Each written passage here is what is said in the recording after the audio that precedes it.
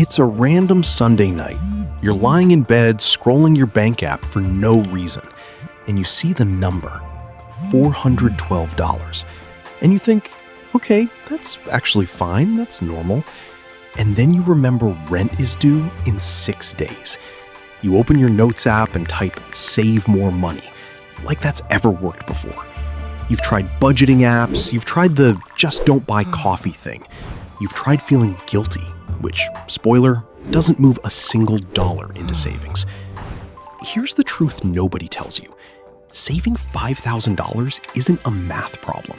It's a systems problem. And once you understand that, 6 months stops sounding insane and starts sounding doable. My name is Jack. If you're someone who's tried to save money and it just never sticks, make sure to hit the subscribe button and give this video a thumbs up. Most people think saving $5,000 requires a huge salary or some extreme sacrifice, like giving up your entire life for 6 months. But that's not the game. $5,000 in 180 days is about $28 a day. And $28 a day sounds impossible until you break it into pieces that don't all come from your willpower. Because here's what actually kills savings goals. It's not spending. It's relying on motivation instead of structure. Motivation is high on day 1 and gone by day 9. So today, we're building a structure that works even on the days you don't feel like it. Step 0.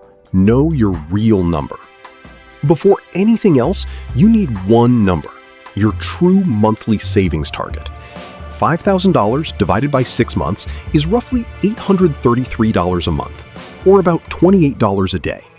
Write that number down, not save more. $833. Vague goals get skipped. Specific goals get tracked. Step 1. The 3-lever framework. There are only 3 ways to hit $833 a month. Cut spending, add income, or remove friction so the money never gets a chance to leave. Most people try to do this with one lever, usually cutting spending, and it feels miserable because you're asking one thing to do all the work. We're going to use all 3, so no single lever has to carry the whole goal. Lever 1. Cut the invisible leaks. Here's what most people don't realize. You don't have a big spending problem. You have a small, repeated spending problem. According to data on average US household spending, the typical household spends over $3,000 a year on dining out alone, plus hundreds more on subscriptions people forgot they're paying for.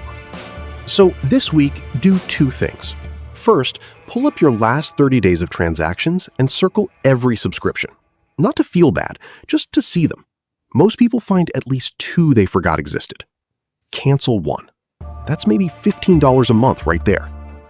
Second, do a 48-hour rule. Any non-essential purchase over $20 gets a 48-hour wait before you buy it. Not forever, just 48 hours. That single pause kills most impulse buys, because the urge to buy usually fades faster than you think.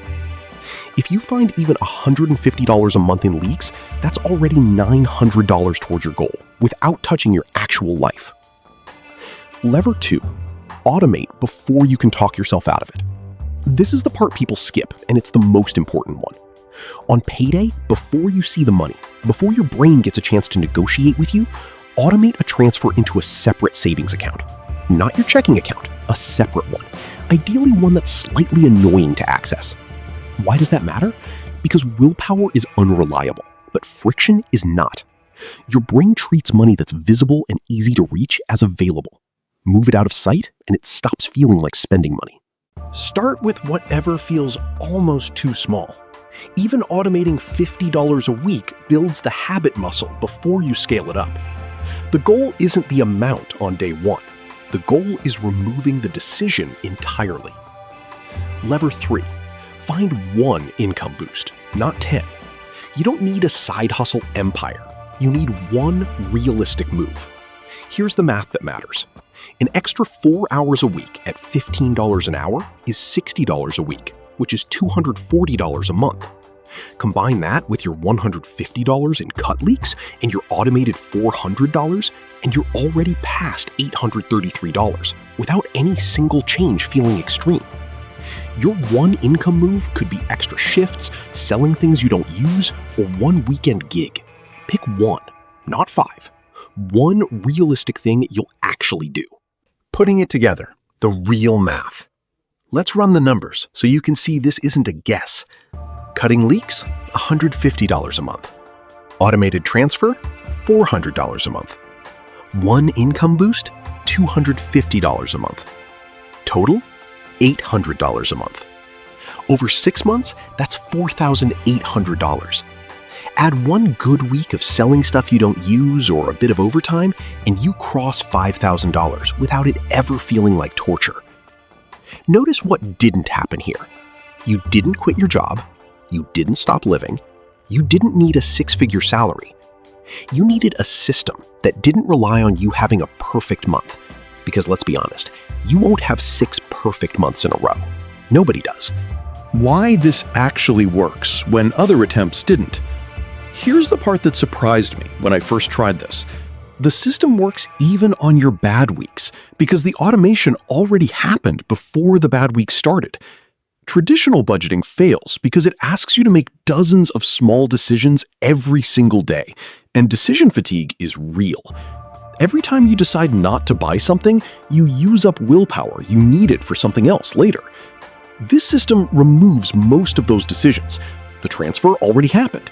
The subscription's already canceled. The extra shift is already scheduled. You're not fighting yourself daily. You built the outcome once and let it run. The month-by-month checkpoint. Don't wait until month 6 to check your progress, because by then it's too late to adjust. Check in every 30 days. Month 1, you should be around $800. Month 3, around $2,400. Month 5, around $4,000. If you're behind, don't panic and don't quit. Just ask which lever slipped. Usually it's the automation getting turned off after one tight paycheck. Turn it back on before you do anything else. Why this actually works when other attempts didn't. Here's the part that surprised me when I first tried this. The system works even on your bad weeks because the automation already happened before the bad week started. Traditional budgeting fails because it asks you to make dozens of small decisions every single day, and decision fatigue is real. Every time you decide not to buy something, you use up willpower you needed for something else later. This system removes most of those decisions. The transfer already happened. The subscription's already canceled. The extra shift is already scheduled. You're not fighting yourself daily. You built the outcome once and let it run. The month-by-month checkpoint. Don't wait until month 6 to check your progress, because by then it's too late to adjust. Check in every 30 days. Month 1, you should be around $800. Month 3, around $2,400. Month 5, around $4,000. If you're behind, don't panic and don't quit. Just ask which lever slipped. Usually it's the automation getting turned off after one tight paycheck. Turn it back on before you do anything else. The month-by-month checkpoint. Don't wait until month 6 to check your progress, because by then it's too late to adjust. Check in every 30 days. Month 1, you should be around $800. Month 3, around $2,400. Month 5, around $4,000. If you're behind, don't panic and don't quit. Just ask which lever slipped. Usually it's the automation getting turned off after one tight paycheck. Turn it back on before you do anything else. The mindset shift. Here's the real reframe. You're not trying to become a person who never spends money. You're trying to become a person who saves automatically and spends what's left on purpose. That's a completely different identity than person who's bad with money, and it's the identity that actually sticks past 6 months. So here's your move. Today, not tomorrow, set up one automated transfer, even if it's small. Cancel one subscription you forgot about, and pick your one income lever. That's it. 3 actions, and the $5,000 goal stops being a wish and starts being a countdown. If this helped, hit subscribe, hit the thumbs up, and comment day 1, starting my $5,000, so I know you're actually doing it, not just watching it.